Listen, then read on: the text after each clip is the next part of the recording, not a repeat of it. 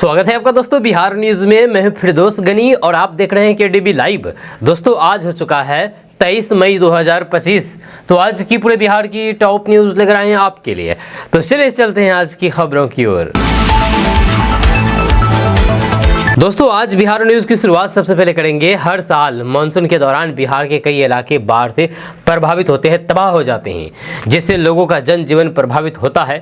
खेत जलमग्न हो जाते हैं, सड़कें क्षतिग्रस्त हो जाती है और कई परिवारों को अपने घर छोड़ करके ऊंचे स्थानों पर जाना पड़ता है। ऐसे में बाढ़ से पहले तैयारी करना बहुत जरूरी है। इसे ध्यान में रखते हुए इस बार बिहार सरकार ने आने वाले बाढ़ से निपटने की तैयारी कर ली है। जल संसाधन विभाग ने तटबंधों की मरम्मत, निगरानी, चेतावनी प्रणाली और नेपाल के साथ समन्वय जैसे कई कदम उठाए गए हैं। बिहार में मानसून आने वाला है, इसलिए सरकार ने बाढ़ को रोकने के लिए पूरी तैयारी कर ली है। जल संसाधन विभाग ने बाढ़ से निपटने के लिए कई आवश्यक कदम उठाए हैं ताकि बाढ़ आने पर कोई समस्या ना हो। दोस्तों बिहार के स्कूलों में ऑपरेशन सिंदूर पढ़ाया जाएगा। भाजपा की मांग पर जेडीयू ने सहमति दे दी है। जेडीयू का भी समर्थन मिला है। दरअसल बात यह है कि उत्तराखंड मदरसा बोर्ड ने अपने पाठ्यक्रम में ऑपरेशन सिंदूर को शामिल करने का जैसे ही ऐलान किया, अब दूसरे राज्य में भी इसकी मांग उठने लगी है। जब बिहार में भी सेना के इस पराक्रम ऑपरेशन सिंदूर को स्कूल के सिलेबस में शामिल करने की मांग उठा रही है। जब बिहार सरकार के कई मंत्री और विधायक चाहते हैं कि बिहार के स्कूलों में, मदरसों और फिर सांस्कृतिक पाठशालाओं में भी ऑपरेशन सिंदूर को पाठ्यक्रम का हिस्सा बनाया जाए। बिहार सरकार के मंत्री रत्नेश सदा ने उत्तराखंड की तरह बिहार में भी ये विषय पढ़ाए जाने की वकालत की है। उन्होंने कहा है कि देश के बच्चों को सेना की बहादुरी की जानकारी मिलनी चाहिए ताकि वे भी गौरवान्वित महसूस करें और प्रेरित हों। जेडीयू के मुख्य प्रवक्ता नीरज कुमार ने उत्तराखंड के निर्णय को सराहते हुए कहा कि अगर बिहार सरकार भी इस दिशा में कदम उठाती है तो फिर ये एक स्वागत योग्य फैसला होगा। उन्होंने विपक्ष पर आरोप लगाते हुए कहा कि सेना के पराक्रम पर राजनीति करना उचित नहीं है। बिहार सरकार के एक अन्य मंत्री नीरज कुमार बबलू ने भी कहा कि ऑपरेशन सिंदूर को न सिर्फ मदरसों बल्कि स्कूलों और सांस्कृतिक विद्यालयों के पाठ्यक्रमों में भी शामिल किया जाना चाहिए। इससे प्रत्येक बच्चे को भारतीय सेना की वीरता के बारे में पता चलेगा और फिर उनमें देशभक्ति की भावना भी मजबूत होगी। दोस्तों बिहार में 3 दिन में 60 लाख आयुष्मान कार्ड बनाए जाएंगे। आप पंचायतों में कैंप लगेंगे। जी अगर आप बिहार के रहने वाले हैं और अभी भी आयुष्मान कार्ड नहीं बनाए हैं तो आपके लिए बहुत ही अच्छी खुशखबरी है।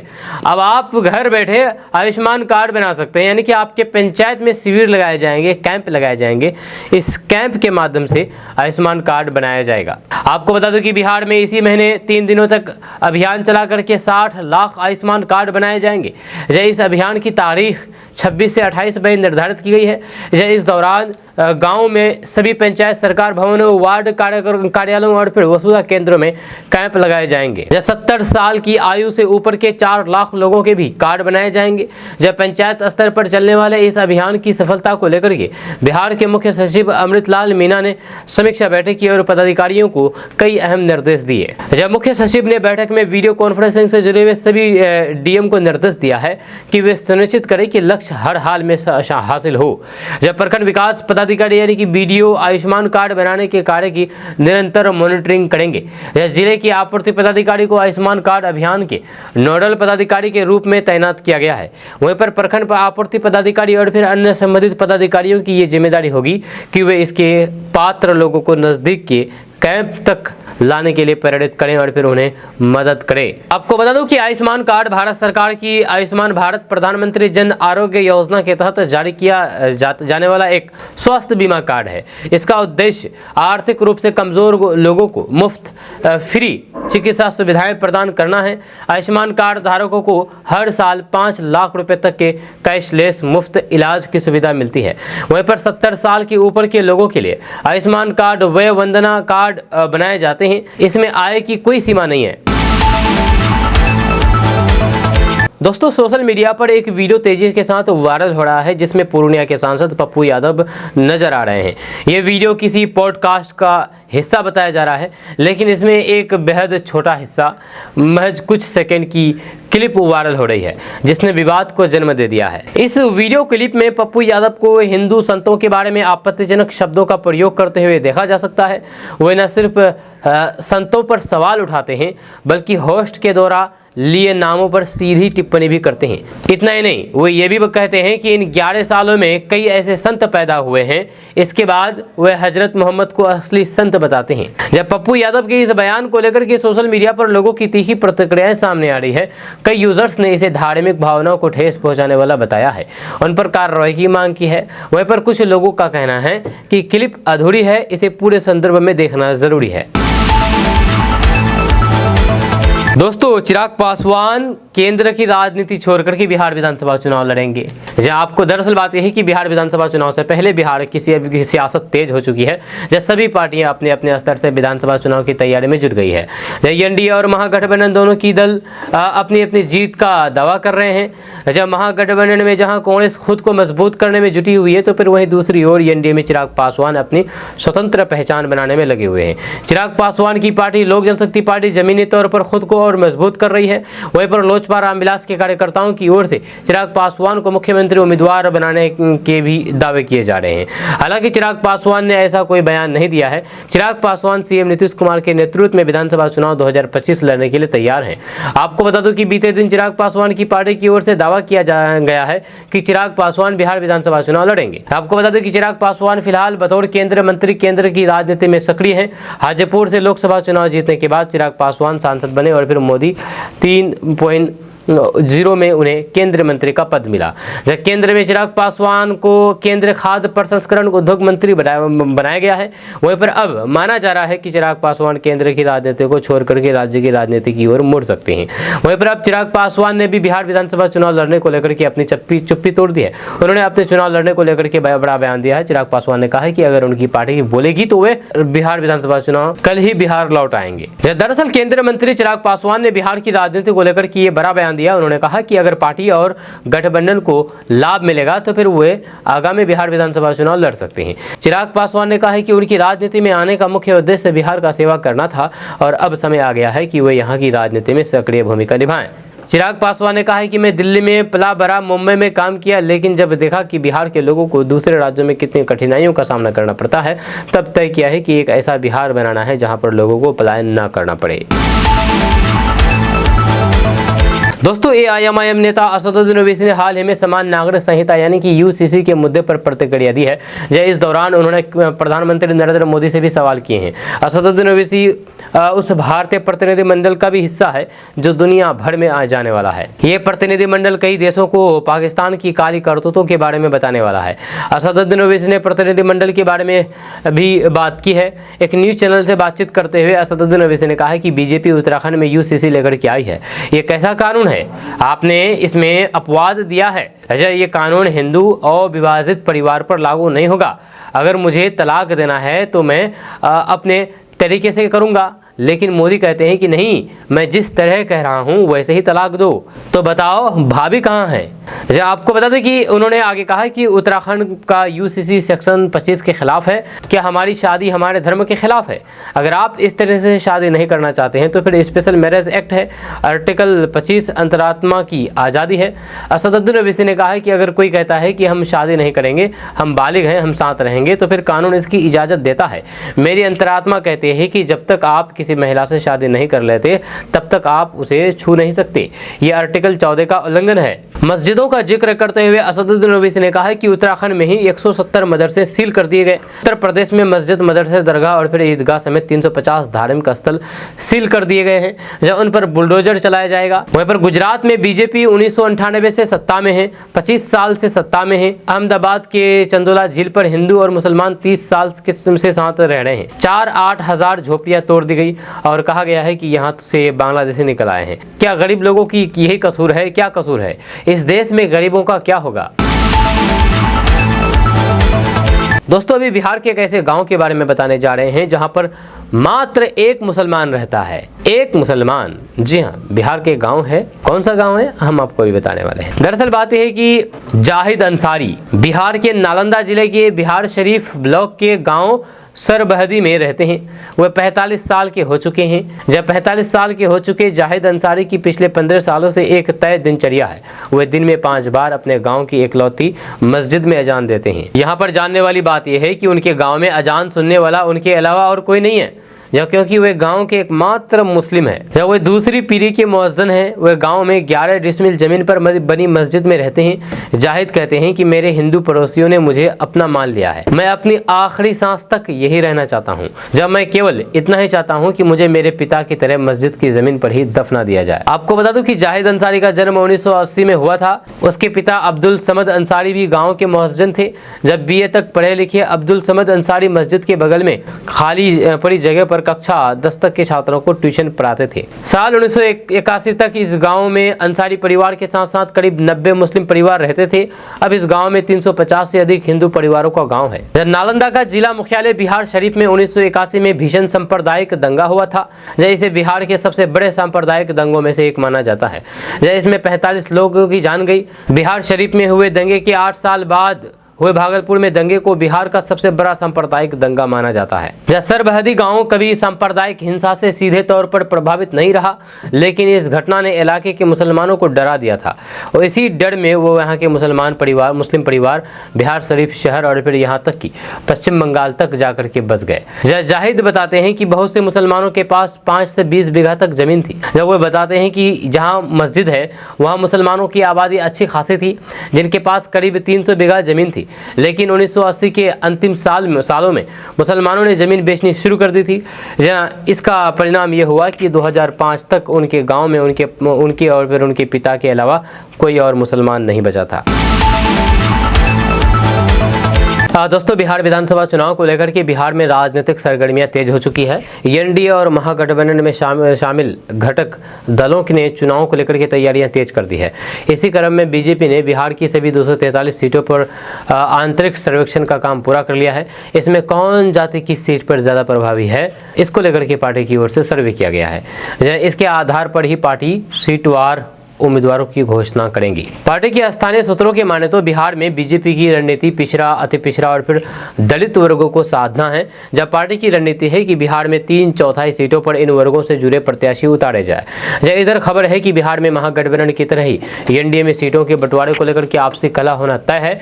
इसकी वजह बीजेपी का कोटे से अधिक सीटों पर दावा करना है, जबकि जेडीयू 2020 विधानसभा चुनाव के आधार पर ही सीटों का बंटवारा करना चाहती है। जब बिहार में जातिगत समीकरण को ध्यान में रखकर ही बीजेपी आलाकमान ने सभी सीटों पर उम्मीदवार तय करने की बात कही है। सूत्रों की माने तो पार्टी आलाकमान ने पिछले महीने हुए एनडीए की बैठक में साफ कर दिया था कि सामाजिक समीकरणों के आधार पर ही सीट बंटवारा होगा। इसके बाद प्रत्याशियों की घोषणा की जाएगी। खबर तो ये भी है कि पार्टी इस बार बिहार में किसी एक चेहरे को आगे करने की बजाय सामूहिक नेतृत्व में चुनाव लड़ना चाहती है, ताकि नेतृत्व को लेकर के एनडीए के अन्य घटक दलों में किसी प्रकार की अनबन न हो। दोस्तों, बिहार में औद्योगिक विकास की नई इबारत लिखी जा रही है। बिहार सरकार ने साल 2024-25 के लिए विभिन्न जिलों में टेक्सटाइल, लेदर, प्लास्टिक, खाद्य प्रसंस्करण और मशीनरी निर्माण जैसे क्षेत्र में कुल 644 नई औद्योगिक इकाइयों को मंजूरी दी गई है।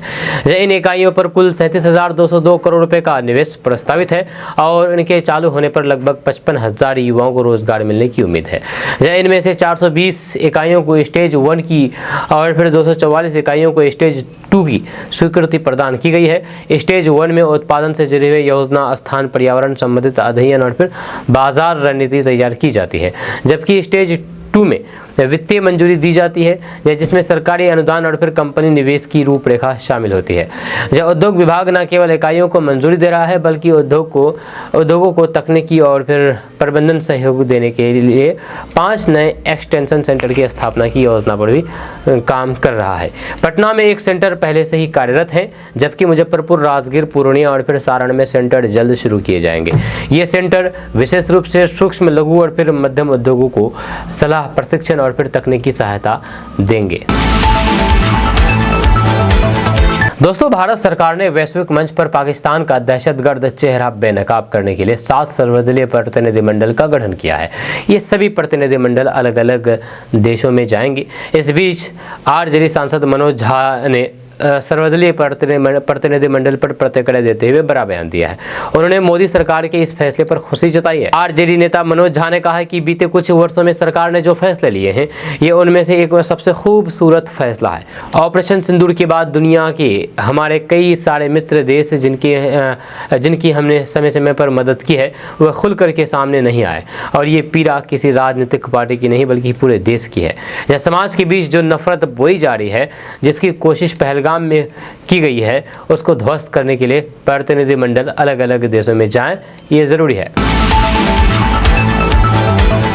दोस्तों, बिहार में फिर से वंदे भारत एक्सप्रेस ट्रेन पर पथराव किया गया है। आपको बता दूं कि वंदे भारत का परिचालन लोगों के लिए सुविधा के लिए किया गया था। वंदे भारत ट्रेन से कई राज्यों के बीच की दूरी खत्म हुई, लेकिन कई राज्यों से लगातार वंदे भारत पर पथराव की खबरें सामने आती रहती है।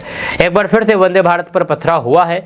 मामला गया जी का है। अचानक ट्रेन पर हुए पथराव से यात्रियों के बीच अफरा तफरी का माहौल कायम हो गया। इस घटना में इंजन का शीशा बुरी तरीके से क्षतिग्रस्त हो गया है। घटना के बाद अधिकारी जांच में जुट गए हैं। जानकारी के मुताबिक शाम गयाजी जंक्शन से गुजर रही वाराणसी रांची वंदे भारत एक्सप्रेस पर असामाजिक तत्वों ने पत्थरबाजी की, जिससे ट्रेन के इंजन का शीशा टूट करके पूरी तरीके से क्षतिग्रस्त हो गया। घटना के बाद ट्रेन में सवार यात्रियों में दहशत फैल गई और फिर कुछ देर के लिए अफरा तफरी का माहौल उत्पन्न हो गया। दोस्तों, आरजेडी ने माई बहन मान योजना के तहत 2500 रुपये प्रति महिलाओं को देने की घोषणा की है। वहीं अब कांग्रेस की तरफ से भी माई बहन मान योजना के तहत 2500 रुपये देने का ऐलान किया है। आरजेडी और कांग्रेस की तरफ से आधी आबादी को लेकर के जिस प्रकार से घोषणा हो रही है, उसको लेकर के सत्ताधारी जेडीयू ने महागठबंधन पर तंज कसा है। बिहार सरकार के ऊर्जा मंत्री विजेंद्र यादव ने कांग्रेस की महिलाओं को लेकर की गई घोषणा पर तंज कसते हुए कहा कि चुनाव से पहले सभी दल अपनी अपनी योजना की घोषणा करते हैं, लेकिन जब उसकी सरकार थी तब ये लोग महिलाओं को क्यों नहीं राशि दी। नीतीश कुमार जितनी योजना चला रहे हैं, उससे अधिक राशि महिलाओं को मिल रही है। इस सवाल पर कि क्या एनडीए में भी महिलाओं को राशि देने की योजना शुरू की जा सकती है, तो विजेंद्र यादव ने कहा है कि अभी एनडीए में ये तय नहीं हुआ है, कि जब तय होगा तो फिर बताएंगे। मंत्री ने कहा है कि जब उनकी सरकार थी तब क्यों नहीं योजना लागू की। मुख्यमंत्री नीतीश कुमार तो महिलाओं के लिए लगातार काम कर रहे हैं, इसीलिए राजद और कांग्रेस की इस योजना से कुछ नहीं होने वाला है। महिलाएं तो नीतीश कुमार के साथ हैं। दोस्तों, वक्फ संशोधन कानून 2025 पर सुप्रीम कोर्ट में 3 दिन तक चली मैराथन सुनवाई, अब फैसला सुरक्षित रख लिया गया है। आपको बता दें कि वक्फ संशोधन कानून 2025 के खिलाफ दायर की गई 73 याचिकाओं पर सुप्रीम कोर्ट में सुनवाई पूरी हो चुकी है। जब मुख्य न्यायाधीश BR गवई और जस्टिस अगस्टीन जॉर्ज मसी की खंडपीठ ने 20, 21 और 22 मई को कोर्ट नंबर 1 में इन याचिकाओं पर लगातार सुनवाई की। 3 दिनों की इस मैराथन सुनवाई के बाद कोर्ट ने अब फैसला सुरक्षित रख लिया है। जब सरकार की ओर से सॉलिसिटर जनरल तुषार मेहता के साथ हरियाणा और राजस्थान सरकार के वकीलों ने अपना पक्ष रखा, वहीं पर याचिकाकर्ताओं की तरफ से सुप्रीम कोर्ट के कई वरिष्ठ वकीलों जैसे कि कपिल सिब्बल, राजीव धवन, अभिषेक मनु सिंघवी, मजीद दार, हुजैफा अहमदी और सीयू सिंह ने मजबूती से अपनी दलीलें पेश की है। इस मामले में किशनगंज के कोचाधामन से पूर्व विधायक मास्टर मुजाहिद आलम की ओर से भी याचिका दायर की गई थी, जिसकी संख्या 19144/2025 है। जब बताया जा रहा है कि मास्टर मुजाहिद आलम खुद भी 16, 17 और 5, 20, 21 और फिर 22 को कोर्ट में मौजूद रहे और पूरी सुनवाई को उन्होंने खुद वहां पर बैठ करके सुना है। अब सुप्रीम कोर्ट 23 मई से 13 जुलाई तक समर वेकेशन पर रहेगा, जब उम्मीद की जा रही है कि छुट्टियों के बाद इस अहम मामले में फैसला सुनाया जाएगा। वहीं पर पूर्व विधायक मास्टर मुजाहिद आलम ने देश के सभी लोगों से दुआ करने की अपील की है कि फैसला इंसाफ के हक में आए। दोस्तों, जन स्वराज के सूत्रधार प्रशांत किशोर ने 20 मई को बिहार बदलाव यात्रा की शुरुआत के बाद कल सारण जिले के मांझी नगर पंचायत में अपनी पहली और जलालपुर नगर पंचायत में अपनी दूसरी जनसभा की। सुबह सबसे पहले उन्होंने बलिया के जयप्रकाश नगर स्थित जयप्रकाश नारायण स्मारक प्रतिष्ठान का दौरा किया।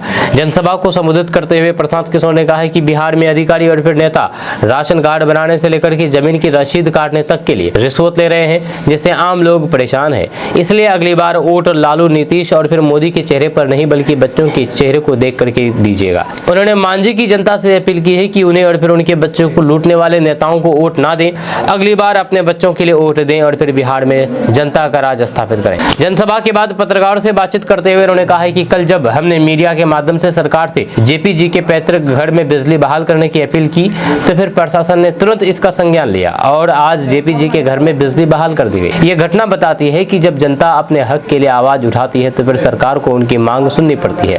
यही लोकतंत्र की ताकत है। इसलिए जब बिहार की जनता शिक्षा और फिर रोजगार की मांग करेगी और अपने बच्चों के हक के लिए आवाज उठाएगी तो सरकार को झुकना पड़ेगा, क्योंकि लोकतंत्र में जनता की ही मालिक होती है। यह उन्होंने कहा है कि बिहार की जनता लालू, मोदी, नीतीश से मुक्ति चाहती है और बिहार में जनता का राज चाहती है। इस बार बिहार की जनता ने संकल्प लिया है कि वे जाति और धर्म से ऊपर उठ करके अपने बच्चों की शिक्षा और फिर रोजगार के लिए वोट करेगी। और जब जनता इस संकल्प को पूरा करेगी तो जैसे आज जेपी के घर में रोशनी आई है वैसे ही लोगों के जीवन में भी रोशनी आएगी। आपका इसके बारे में क्या कहना है नीचे कमेंट बॉक्स में कमेंट करके जरूर बताइए। दोस्तों, अब हर खेत तक सिंचाई का पानी पहुंचेगा। दरअसल बात यह है कि बिहार सरकार किसानों के उत्थान के लिए विभिन्न योजनाओं पर काम कर रही है। खेती के लिए मिल रहे अनुदानों से किसानों को काफी फायदा पहुंच रहा है। इसी क्रम में अब किसानों को सरकार ने एक और सौगात दी है जो उनके लिए वरदान साबित हो सकता है। जहाँ लघु जल संसाधन विभाग मुख्यमंत्री निजी नलकूप योजना पर सक्रिय रूप से काम कर रही है, जिसका लक्ष्य हर खेत तक सिंचाई का पानी पहुंचाना है। ये पहल 7 निश्चय पार्ट 2 के तहत की गई है। इस योजना के तहत किसानों को निजी नलकूप लगाने के लिए अनुदान दिया जाता है, जिसका लक्ष्य 35,000 नलकूप लगाने का है। यह इस प्रयास से लगभग 1,75,000 हेक्टेयर भूमि पर सिंचाई हो सकेगी। दोस्तों, बिहार में विधानसभा चुनाव 2025 की तैयारियों के बीच राजनीतिक दलों के बीच घमासान जारी है। इस दौरान बिहार में अपराध की घटनाएं भी तेजी से बढ़ रही है। हाल ही में पटना में 3 व्यक्तियों को गोली लगी, जिससे स्थिति और गंभीर हो गई। नेता प्रतिपक्ष तेजस्वी यादव ने नीतीश सरकार पर तीखा हमला करते हुए कहा कि बिहार की कानून व्यवस्था पूरी तरीके से विफल हो चुकी है और सरकार आम नागरिकों की सुरक्षा में असफल रही है। तेजस्वी यादव ने कटाक्ष करते हुए कहा कि जो सरकार चूहा नहीं पकड़ सकती वह अपराधियों को क्या पकड़ पाएगी। उन्होंने ये भी आरोप लगाया है कि बिहार में अपराधियों का राज है और फिर पुलिस खुद गुंडागर्दी कर रही है। बिहार में हालात बेकाबू हो गए हैं, लेकिन मुख्यमंत्री नीतीश कुमार अचेत अवस्था में हैं। उन्होंने कहा है कि पुलिस निर्दोष लोगों को थाने में बुला करके पीट रही है और महिलाओं पर भी अत्याचार हो रहे हैं। तेजस्वी यादव ने स्वास्थ्य मंत्री मंगल पांडे को स्वास्थ्य सेवाओं की स्थिति पर खुली बहस की चुनौती दे दी है। उन्होंने कहा है कि मंगल पांडे जहाँ चाहे जब चाहे डिबेट कर सकते हैं, जब बस एक दिन पहले सूचित करें। ये बहस के लिए तैयार हैं। उन्होंने ये भी कहा कि विधानसभा में स्वास्थ्य मंत्री का मुंह नहीं खुलता तो फिर वह बहस कैसे करेंगे।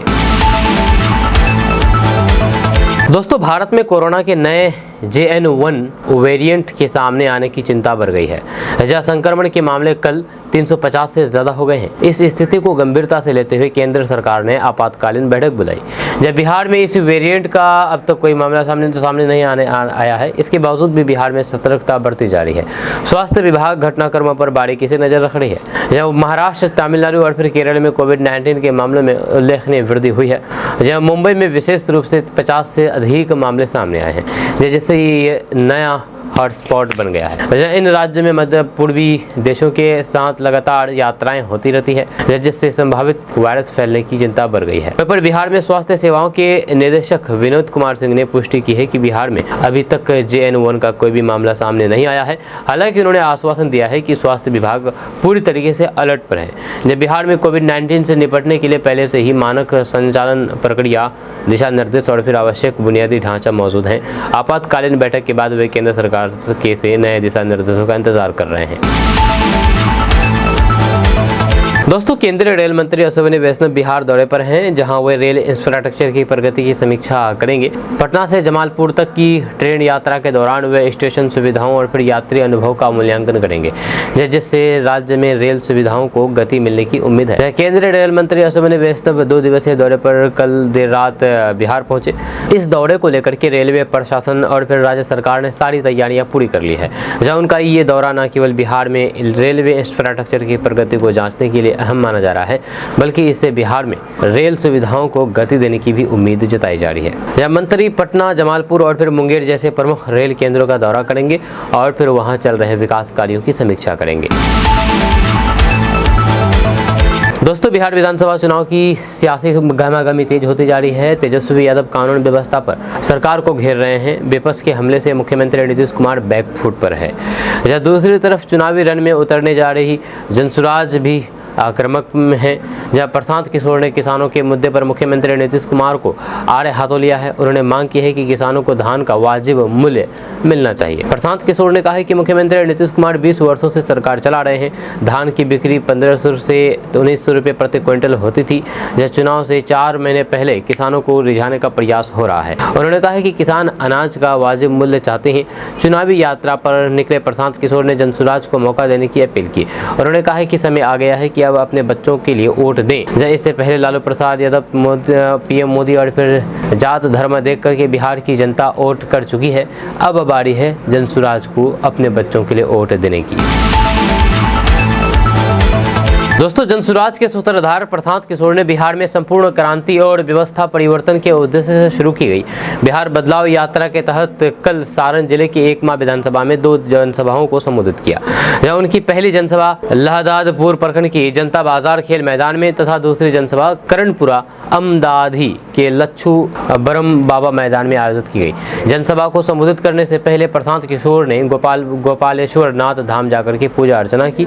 जहाँ एकमा की जनता ने प्रशांत किशोर को लड्डू से तौला। जब प्रशांत किशोर ने पत्रकारों के सवालों का जवाब देते हुए बिहार के स्वास्थ्य मंत्री मंगल पांडे पर कटाक्ष करते हुए कहा कि हम मंगल पांडे को बिहार के स्वास्थ्य मंत्री के तौर पर नहीं जानते, क्योंकि जब कोविड-19 के समय में बिहार के लाखों लोग पैदल अपने घर आए थे तब मंगल पांडे ही बिहार के स्वास्थ्य मंत्री थे। इसलिए बिहार की जनता और फिर खास करके युवाओं को याद रखना चाहिए कि जब कोविड महामारी के दौरान आम जनता मुसीबत में थी तब मंगल पांडे ही बिहार के स्वास्थ्य मंत्री थे।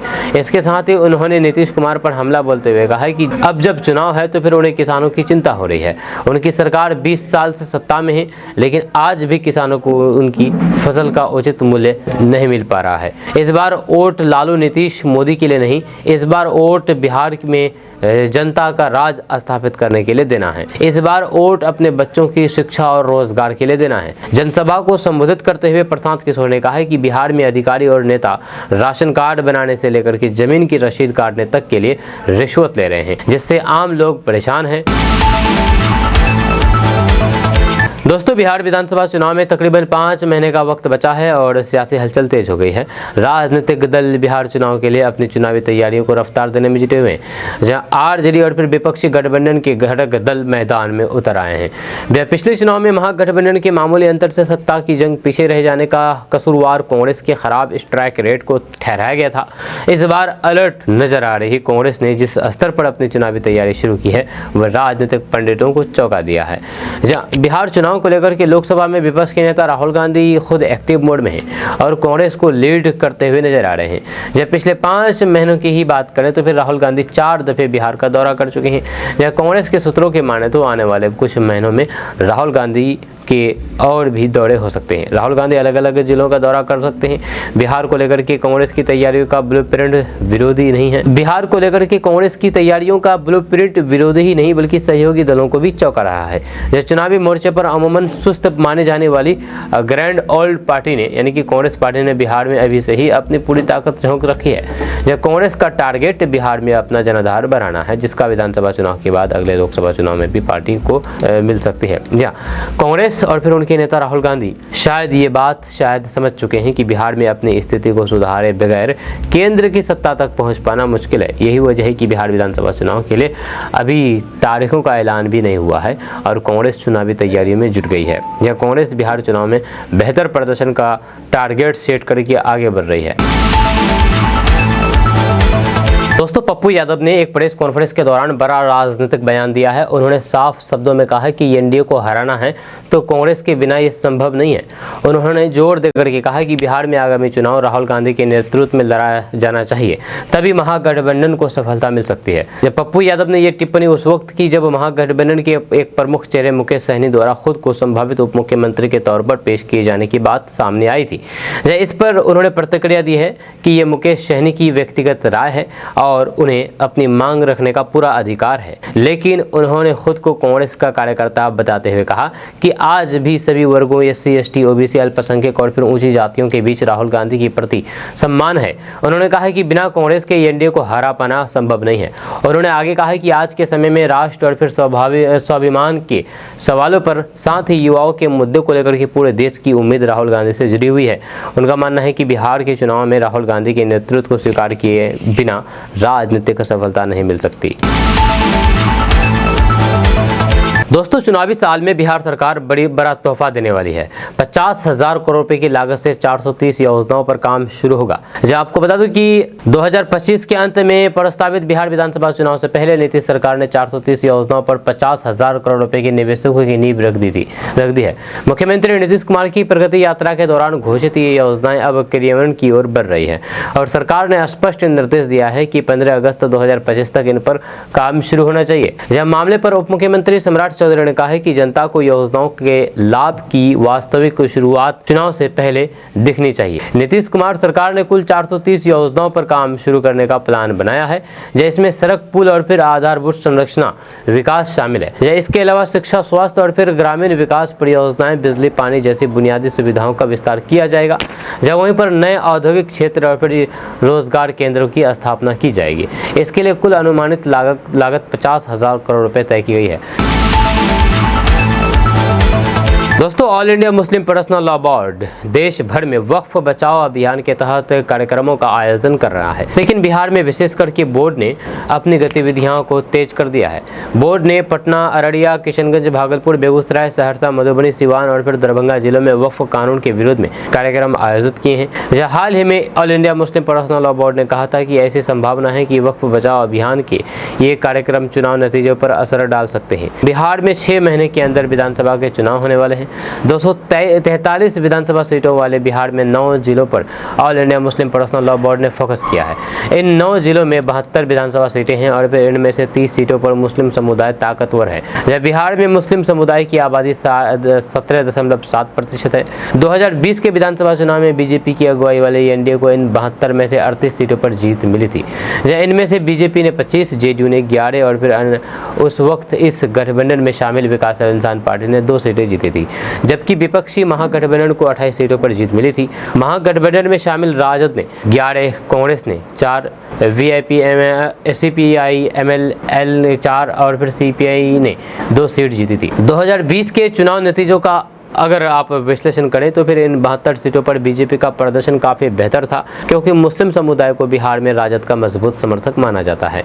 एक ज़रूरी बात यह है कि इन 72 सीटों में से 5 सीटें AIMIM ने भी जीती थी।